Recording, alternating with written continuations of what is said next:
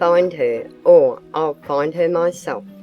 Mr. Stanlock came home from a meeting of mining stockholders about the time when consternation over the disappearance of Helen was at its height. After the particulars of the affair, so far as they were known, had been explained to him, he asked, "Where are the detectives?" The question fell with something of a shock on the ears of the assembled searchers, who had just completed a second fruitless hunt through the house. Why had they not thought of the trio of mystery masters before? "We ought to have called them in at once," Mrs. Stanlock said. "I suppose they've gone by this time, but I'll see." She pushed the buzzer button in the hall, and soon the chauffeur appeared at the side entrance. Yes, the detectives had gone, but he knew where they could be found at the High Peak Athletic Club. Mr. Stanlock at once called up the club and soon had one of the detectives on the wire. "Can you men come over at once?" he inquired. "One of the girls has disappeared and we are afraid that something serious has happened." "Yes, we'll be there right away," was the answer. 20 minutes later there was a ring at the door, and the three detectives, a tall thin man, a short heavy man, and a squarely built angular man, were ushered in. The short heavy man, named Myers, was the most talkative of the three. He put forth a string of questions as to when and where Helen was last seen and what she was doing. Had anybody seen her go out of the house? Nobody had. Was there anything peculiar in her manner in the course of the day? Nothing peculiar. What kind of girl was she? What were her most noticeable characteristics? Had she any pronounced likes and dislikes? Was she in the habit of doing things just to be contrary? Was she a girl of good judgment, or flighty and light-headed? These questions brought out nothing of tangible advantage, and number one rested apparently well satisfied with the keenness of his record thus far made. Number two now took up the inquiry. He was the squarely built angular fellow, with deep-set eyes, quiet demeanour and few words. His first question was, "Has Miss Nash any other friends living in Holly Hill?" "No, I think not," Marion replied. "No particular friends." "None that she ever corresponds with?"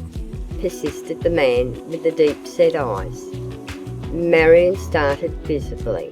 Sudden recollection of the letter received by Helen the day before came to her. "She got a letter postmarked Holly Hill yesterday," the young hostess replied.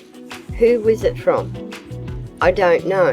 I didn't know that she was corresponding with anybody in the town, but the address on the envelope looked as if it was written by a man." "Do you suppose you could find that letter?" "I'll go upstairs and look," Marion said, suiting the action to the word. In a few minutes she returned with a waste paper basket in her hands. "Helen was sharing my room with me," she said. "A letter has been torn up and thrown in the basket. As I didn't do it, it must be Helen's." "This begins to look like something," the tall man said with a nod of approval, picking up several bits of paper from the basket. "She's torn it up in pretty small pieces, but if we all get busy we ought to be able to put them together in a short time." "Let's go out to the dining room table," Mrs. Stanlock proposed, leading the way as she spoke. In a few moments all were seated around the large fumed oak table, from which the spread had been removed as the hardwood surface was much better for the task of piecing the letter together. It was indeed a tedious task, but with so many working together progress was fairly rapid. Within 15 minutes half a dozen sentence sections of several words each had been joined in their phrase order. These were soon followed by 3 or 4 more, and presently one of the girls found a connecting link between two sections, thus forming a complete sentence. Imagine the thrill that went through everyone as Mr. Stanlock read the following. Get your friends out of Holly Hill as soon as possible. I bet this letter was written by the same person who wrote the skull and crossbones letter to me, Marion ventured confidently. That's the very idea that just occurred to me, Miss Ladd declared as she fitted no and difference together and then tried to find a connecting edge on the piece held by her neighbour to the left. Fortunately, the letter had been written on only one side of a large sheet of paper, so that they could be pasted in correlative positions on another sheet provided for the purpose. Finally, the patchwork was completed, insofar as the material at hand made completeness possible. A few of the bits of torn paper were missing, so that a word was wanting here and there in the text.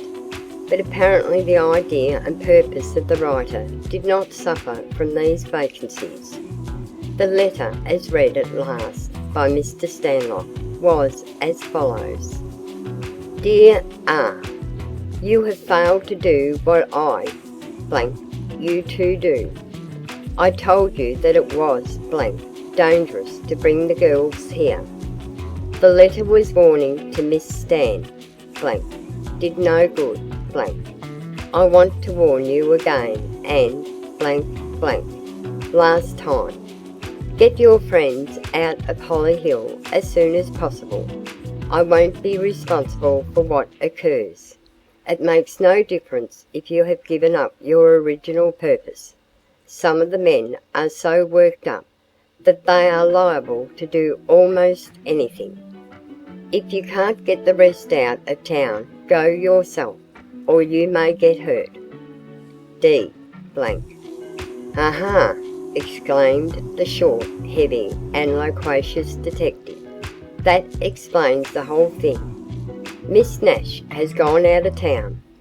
She hasn't done any such thing, Marion exclaimed indignantly, springing to her feet. Helen isn't that kind of girl. I know she is peculiar, but she isn't a coward. It's evident now that she knew something about affairs here that resulted in the sending of that threatening letter to me, and she kept her information secret for some reason. Whatever her reason was, she meant all right. Did she at any time urge or suggest that it would not be well for the girls to come here in the holidays? Mr. Stanlock inquired. Never a word, Marion replied positively. I admit that once or twice I noticed that there was something peculiar in her manner, and it may have had something to do with her condition back of these developments, but that is all. How do you account for her disappearance? Asked Detective Meyer, with puzzled humility. I don't pretend to account for it, Marion replied quickly. That's a problem for you men to solve. All I know is that Helen did not intentionally desert us. She's gone, and she went for some reason, and I believe that reason is connected with the letter. Now it's up to you men to find her, and if you don't find her pretty quick, I'll go and find her myself. A murmur of applause swept the room. We'll do it, declared the tall, thin detective. If it's within human power, conditioned the square-built, deep-eyed man. The talkative gentleman of genius said nothing. All three of them left the house a few minutes later.